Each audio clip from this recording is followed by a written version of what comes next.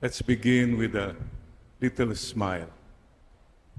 I don't know what you're going through when you came to this church or right now, but just a little smile can change a lot of things. And may the peace of the Lord be with you all.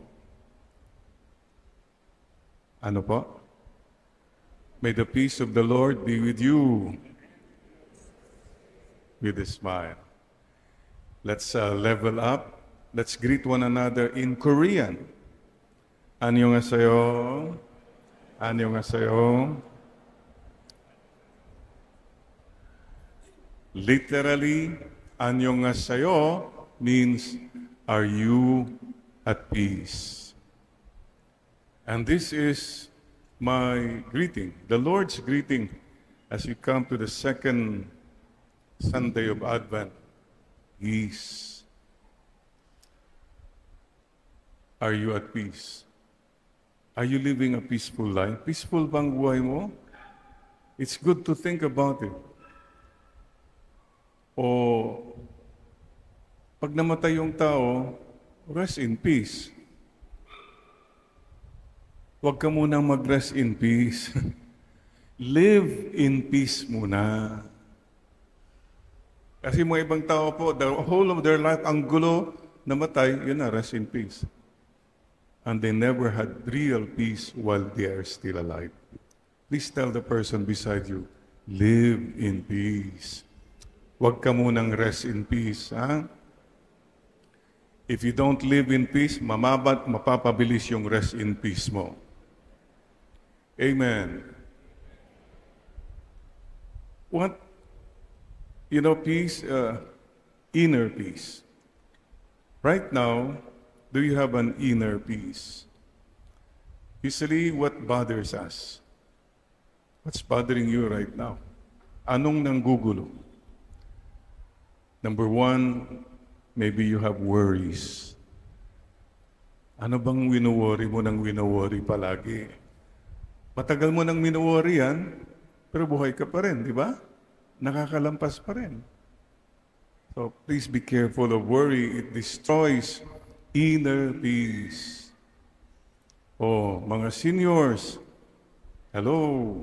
Wave tayo. Salamat, buhay pa tayo. Huwag ka nang mag-worry sa mga sakit, arthritis, diabetes, cancer. Huwag na. Trust the Lord more. The more you worry, the more you hurry to the cemetery. Mga kapatid, please remember this. Palagi ko pong sinasabi, sure, sickness is sickness. Paalaala lang po, walang aalis sa mundo na ito na buhay. Nobody will leave this world alive. So what are you worried about? Do everything you can and just trust the Lord. Worries. What's bothering us? Anxieties. Ang dami kang anong mangyayari. Baka ang dami. Angst. Separation. Anxiety. Paano kung wala na siya? Baka mawala siya. Kami pa rin ba? Naku, ang dami talaga. Marami tayong mga anxieties. Anxieties is all about the future. What will happen, etc. Leave the future in God's hands and you'll have peace. Ito, stress. Are you living a very stressful life? Toxic? Ang dami kang ginagawa, sunod-sunod. Naku, everything is just parang ang daming pressures. Kailangan ba yan? Can you perhaps tone it down? At kung stress ka, huwag mong stressin yung iba, ha? Stress ako, kaya stress ko kayong lahat. Bahala kayo dyan. Don't dump your garbage to other people, please. Naawa ko kuminsan po yung mga bata. Nasisigawan, halos mapalo kasi stress yung nanay, stress yung tata. Anong kasalanan ng bata? Think about it. The best way to start, to let go of stress is, Lord, kailangan ba talaga lahat ito? Maybe you can make some adjustments. Slow down. Stress ka kung hindi ka marunong mag-stop. Stop na. Slow down. Whatever it is. Easier said than done eh. Kailangan magtrabaho eh. Really? Do you have to work so much to the point na wala ka ng presence sa mga nagmamahal sa'yo? You don't have the time, you don't have the energy, you don't have the interest anymore on people because you're always focused on work. Wala pa pong namatay na nag-regret. Sana nag-work pa ako. Wala po. Please, don't let work stress you. W-A-S-T. Maybe wala kang inner peace because you're focused on talks. Nadinig mo, may nasabi, may what you hear, what the world is saying. Kaya alam po nyo madalas, bakit marami sa atin stress? You go to the social media, panay lahat na lang yung mga away-away na mga, sino ba yung mga yan? They destroy our peace. Issues. Naku, kailangan yung top of every issue. And you have the right opinion about everything. Wow. Stop. Try to step back. Step back. The world will go on without you, without me. Believe me. So if you say, I'm just a little voice, but I'm not the biggest voice. I'm not the brightest. It's okay to step back. Hindi ka lang ikaw palaging sumasama. That you have to know everything about everyone. Step back. Less stressful po. Subukan po niyo magsimba na nasa likod ka. Parang walang masyadong stress. Or you go to the bus, sa harap ka, naku, we were in Vietnam. I was in the front of the bus as a chaplain. After 1 hour, I gave up. Hindi na, high blood ako. Nakikita ko how those motorcycles. So I stepped back. I can't take it. I was more peaceful. The bus went on, you know what? Everything went on without me in front. Ganun pala. Step back.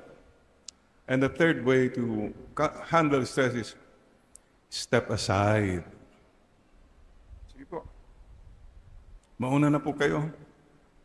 Hindi bali na you're better, you're richer, you're brighter, you're holier. It's okay. I'm not in a competition. There's no contest. Kung minsan pati mag-asawa, parang may stress kasi, bakit? Tama ako, di ba? Ikaw na, bakit ganito? Yan ka na naman.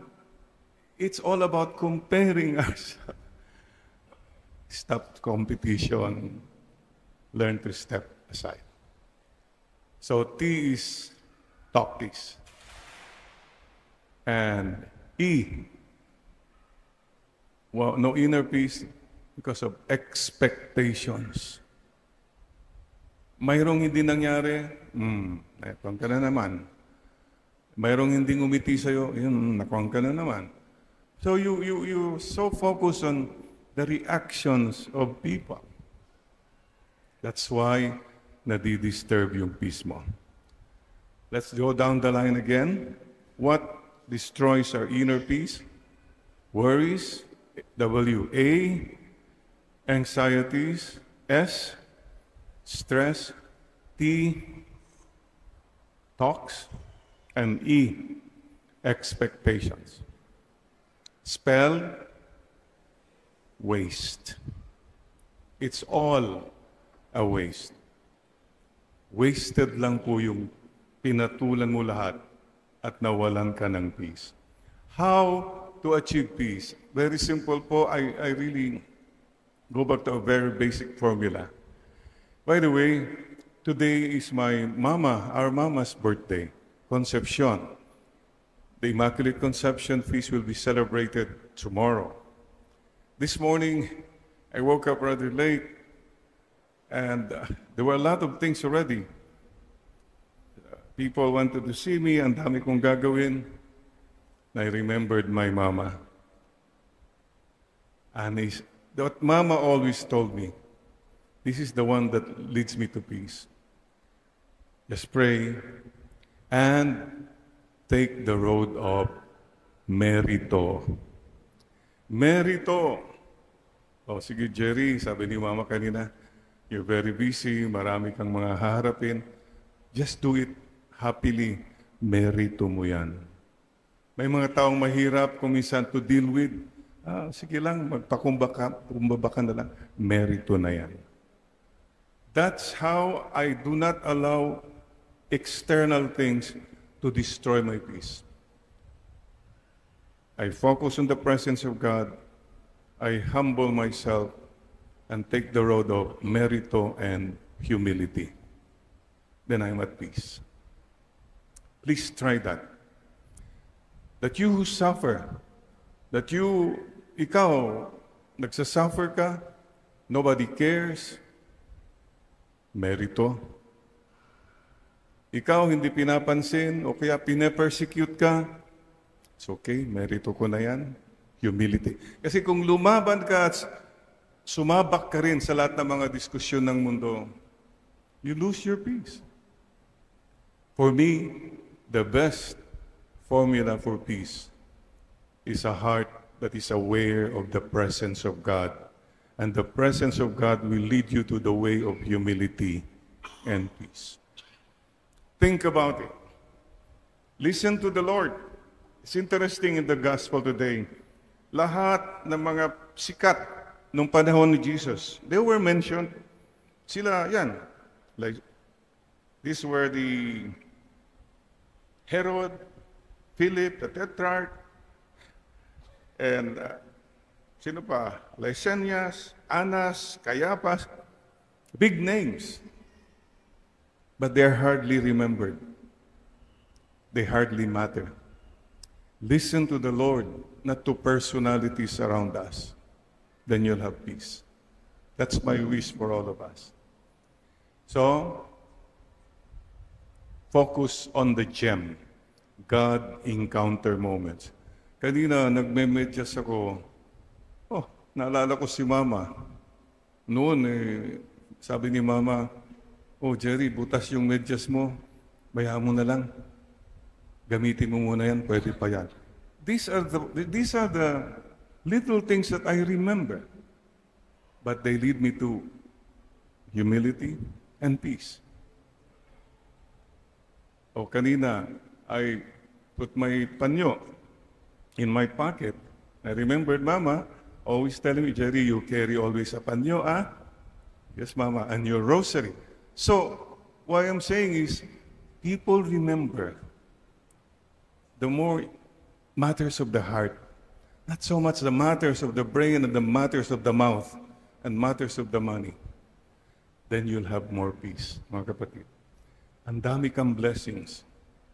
Don't let the world destroy your inner peace and your inner core values. Go to this world. What's the first line of the Desiderata? Go placidly amidst the noise and the haste, and